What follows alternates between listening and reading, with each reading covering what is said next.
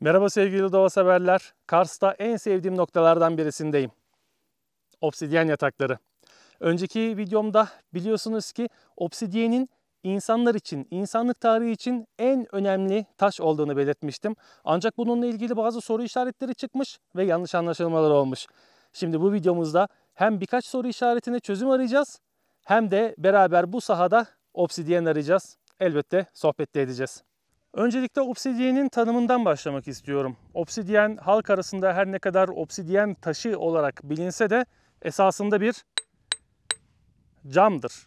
Volkanik ve doğal bir cam. Yerin çok derinliklerinden manto tabakasındaki lavların yeryüzüne çıkmasıyla ve kristalleşmek için yeterli zamanı olmadan hızla soğumasıyla oluşan harika bir malzemedir. Bir camdır. Genellikle rengi siyahtır ama farklı renklerde de olabilir. Yeşil olabilir, mavi olabilir. Ama daha önce belirtmiş olduğum gibi piyasada renkli olarak satılan obsidyenlerin çoğu ne yazık ki sahte. Yani bu şekilde pazarlanıyor. Öncelikle sahteyi nasıl anlayacaksınız? Hemen buna gelelim. Öncelikle böyle pasparlak, böyle boncuk gibi parlayan bir mavi veya yeşil görüyorsanız bu genellikle sahtedir. Ve sahtelerin içinde genellikle hava kabarcıkları olur. Ama volkanik obsidyenin içerisinde hava kabarcıkları olmaz. Bunun nedeni şudur. Öncelikle sanayi tipi camlar atmosferik şartlarda üretilir. Yani yeryüzünde, atölyelerde veya fabrikalarda üretilir ve içinde hava kabarcıkları oluşabilir.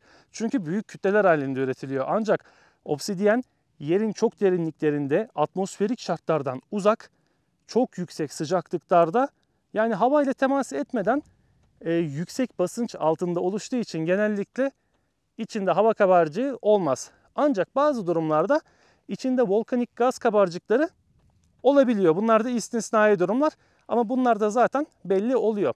Ve doğal obsidyen genellikle koyu renk oluşumuna doğru yönelir. Yani öyle parlak, cafcaflı, fosforlu renkler çok nadirdir. Yani öyle bir doğal obsidyen bulununca zaten bunun değeri çok yüksektir. Ancak doğal camlarda renklendirici elementler konulduğu için çok parlak, böyle güzel, göze hitap eden renkler yapılabiliyor, üretilebiliyor. Şimdi obsidyen çok önemli bir taş dedim. Ancak bu konuda bazı yanlış anlaşılmalar olmuş. Bunlardan birincisi gelen yorumlara da baktığım zaman değerli olduğu anlaşılmış. Yani öyle algılanmış. Ben obsidyen için değerli demedim hani günümüzde.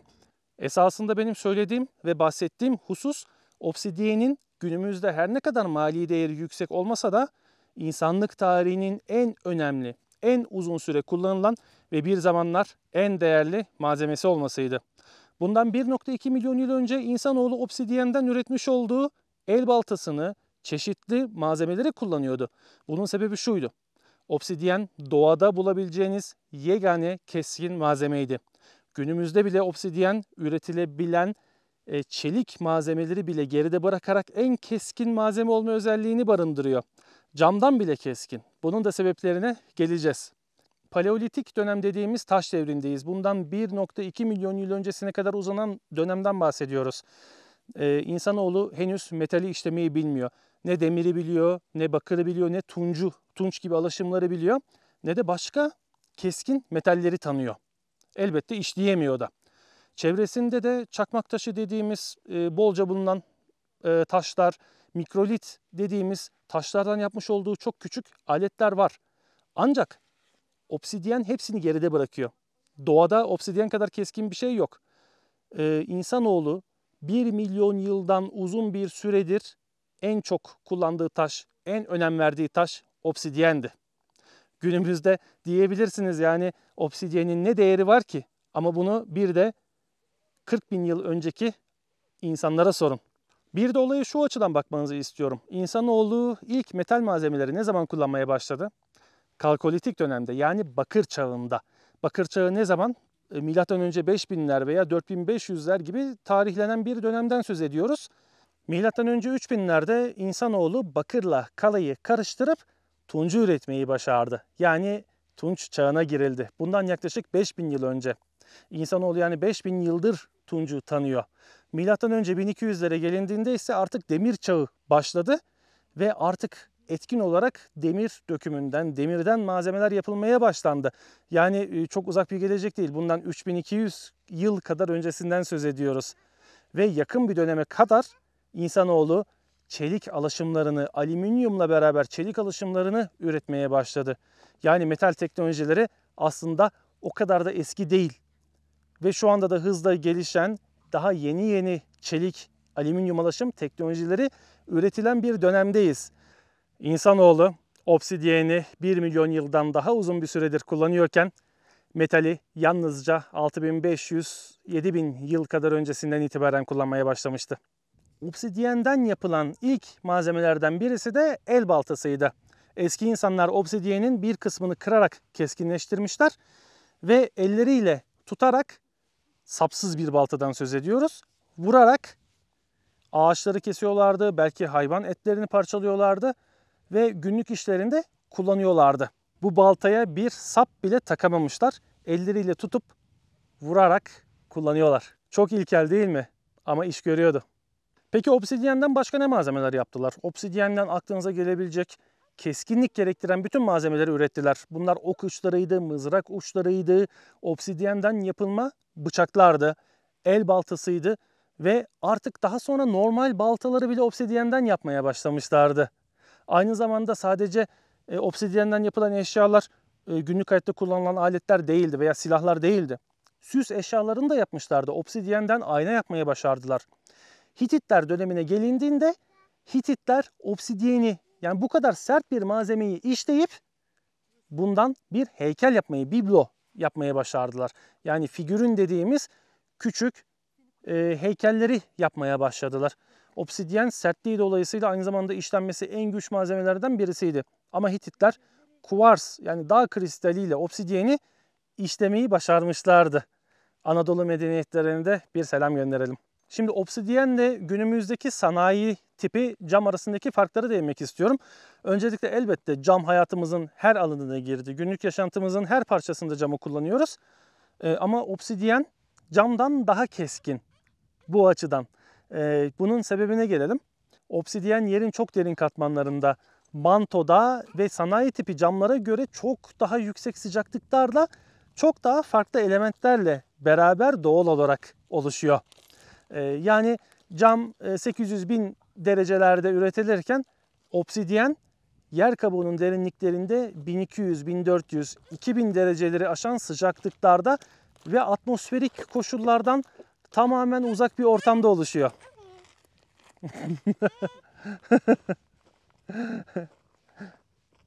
Çocuğun sesi geliyor, benim arkada çocuk var. Evet, atmosferik koşullarda oluşmaması da çok önemli. Yani atmosfer gazlarına maruz kalmıyor. Az önce de belirttiğimiz gibi içinde hava kabarcıkları bu nedenle olmuyor. İstisnai olarak volkanik gazlar olabiliyor. Ve çok yüksek sıcaklıklarda oluştuğu için ve yer kabuğuna çıktığı zaman da çok yüksek sıcaklıklarla beraber çıktığı için sertlik derecesi çok daha farklı oluyor. Aynı zamanda keskinlik derecesi de farklı oluyor. Cama göre daha keskin. Aynı zamanda hani temperli camlar denir, yani cama ısıl işlem uygulandığı zaman daha bir yüzey gerilimi ve sertlik kazanır. İşte obsidiyende bu özellikler daha doğal halde oluşmuş oluyor.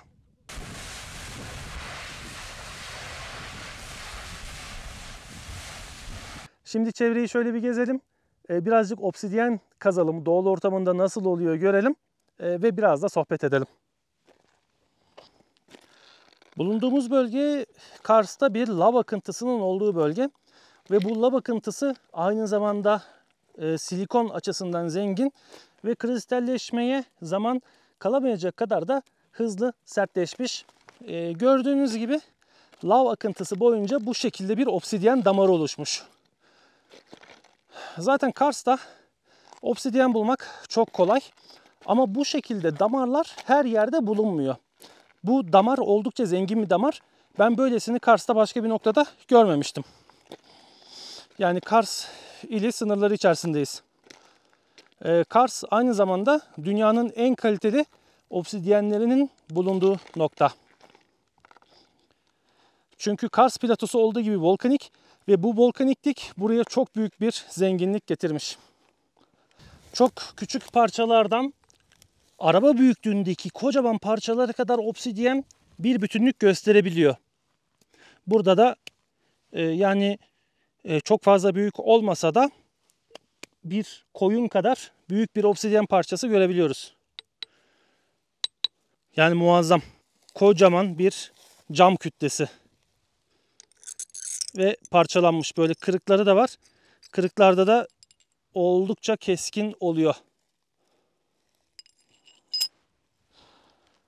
Obsidyeni güneşe tuttuğumuz zaman damarlarını bu şekilde görebilirsiniz. İnce bir tabakayı aldığınız zaman. Obsidyenin içerisinde gizli çatlaklar olur.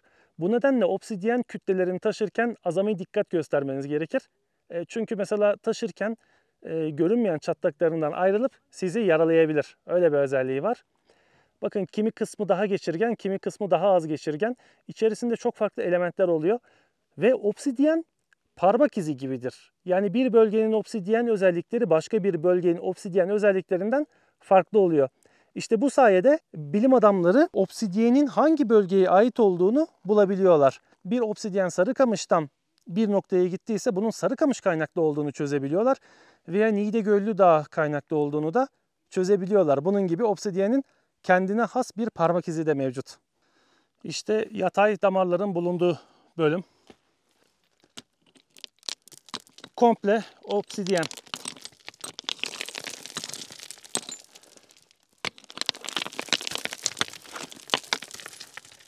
Bakın burada daha büyük katmanlar var. Burada daha küçük parçalar var.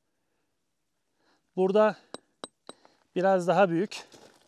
Burada daha büyük derken daha da iri parçalara doğru giden bir katman. Büyük bir çoğunluğu silikon. Silikon veya silisyum olarak da bilinir. Yer kabuğundaki en bol elementlerden birisidir. Burada da başka kaya tabakaları daha yumuşak. Evet. Bu arada elimde görmüş olduğunuz jeoloji çekicini bana hediye eden Tom abiye ve bana ulaştıran Harun Ağdaş abime çok çok teşekkür ediyorum. Buradan da isimlerini anmış olmak istiyorum. Şimdi başka bir katmana gelelim. Bakın burada da farklı bir lav akıntısı sonucu oluşan obsidyen var. Tabii bunlar milyon yıllık, yani en az 2 milyon yıllık olduğu söyleniyor. Henüz yaşlandırılması yapılmadı. Yaşlandırmalar nasıl yapılıyor o konuya da başka bir videomuzda geleceğiz. Ama şuraya da bir bakalım istiyorum.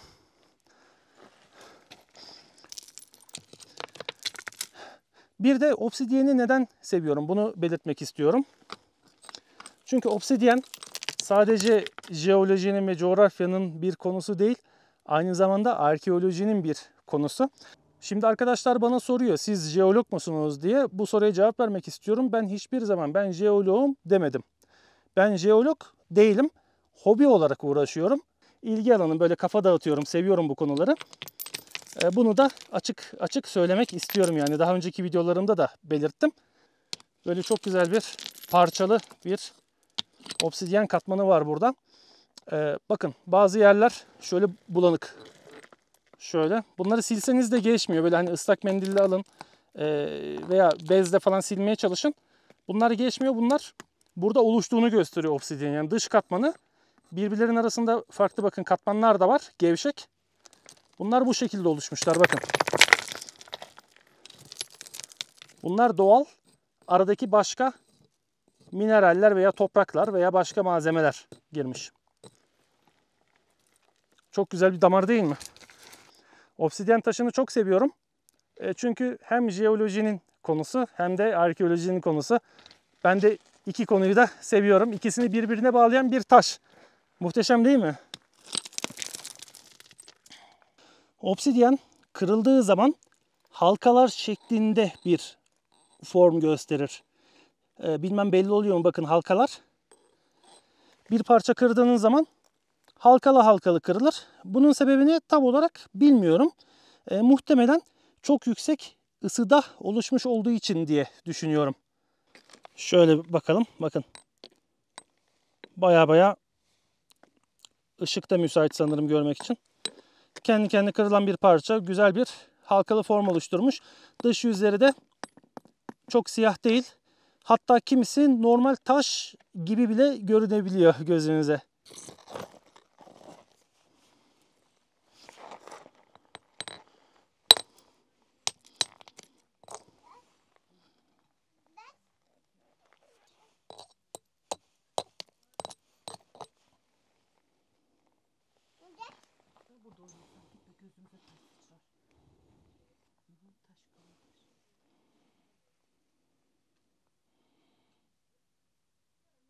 Bu arada eğer obsidiyeni kıracaksanız muhakkak gözlük takmanız gerekiyor. Çünkü sıçrayan parçalar çok hızlı ve sadece gözünüz değil vücudunuza bile saplanabiliyor. Hani onu söyleyeyim.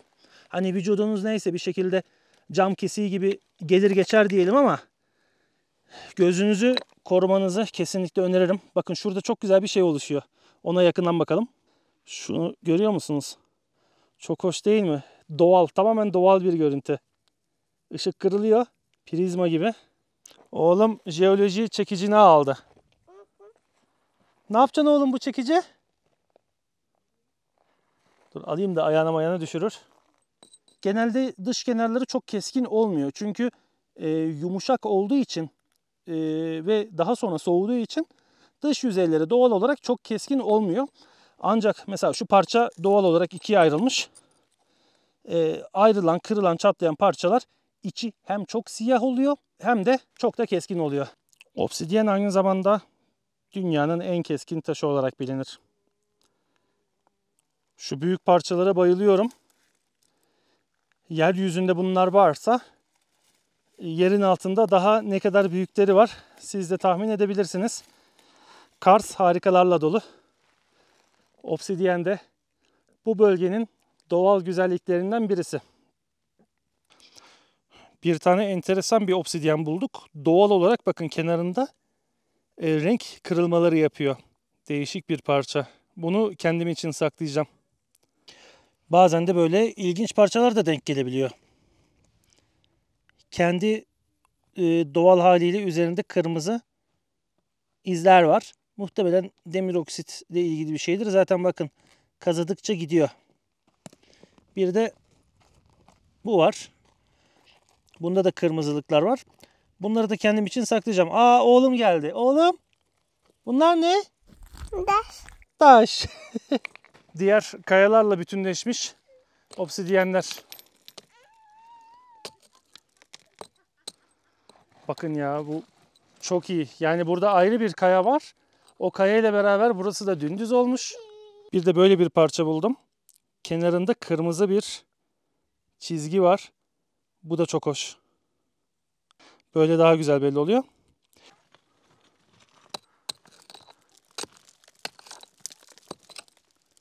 Burada başka kristaller de var yalnız. Başka madenler de var hatta.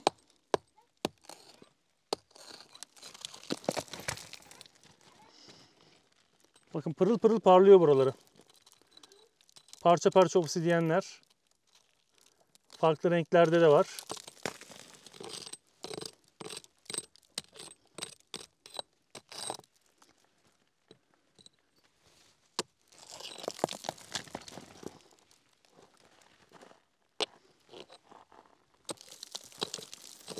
Oldukça sert. Burada daha açık renkli bir obsidyen var. Şunu bir alalım.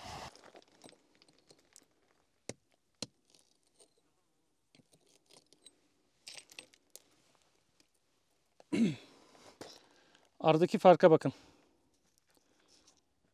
Biri simsiyah, diğeri daha açık renkli. Birazcık nefes nefese kalmışız. Videomuzun sonuna gelmiş bulunmaktayız. Videomuzu bu noktaya kadar izleyen, kanalımıza, videolarımıza değer veren siz kıymetli izleyenlerimize ben de bir güzellik yapmak istiyorum. Buradan bizzat kendi topladığım obsidyen volkanik camlarından 3 talihli izleyenimize hediye etmek istiyorum. Bu nasıl olacak? Yorum bölümüne obsidyen muhteşem bir taştır, özellikle siyah olanlar yazan ilk 3 izleyenimize bizzat kendi topladığım obsidyenlerden hediye edeceğim. Yalnız yurt dışına gönderemem. Sadece Türkiye'deki izleyenlerimiz yazsınlar. Sadece Türkiye içi gönderim yapabilirim. Hediye edeceğim. Herhangi bir para falan yok yani. Kargo parasını bile ben ödeyeceğim, onu söyleyeyim. Ve özellikle ilk yazana burada daha önce hiçbir yerde görmediğim, üzerinde minik tırtıklar olan, düzenli çatlaklar olan bu taşı da hediye edeceğim. İlk talihlimiz bunu alacak.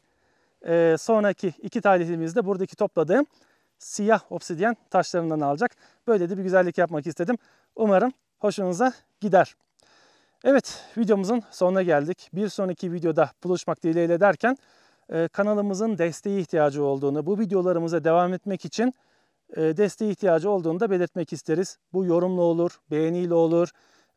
Kanalın altında teşekkürler seçeneği var. Teşekkürler butonu var. Oradan gücünüzün yettiği kadar, bize omuz verebildiğiniz kadar da destek olabilirseniz çok seviniriz. Evet, bir de katıl butonumuz mevcut. Katıl butonu destekçilerimize de ayrıca teşekkür ediyorum. Bir sonraki videoda buluşmak dileğiyle diyorum. Obsidyen ve doğayla kalın.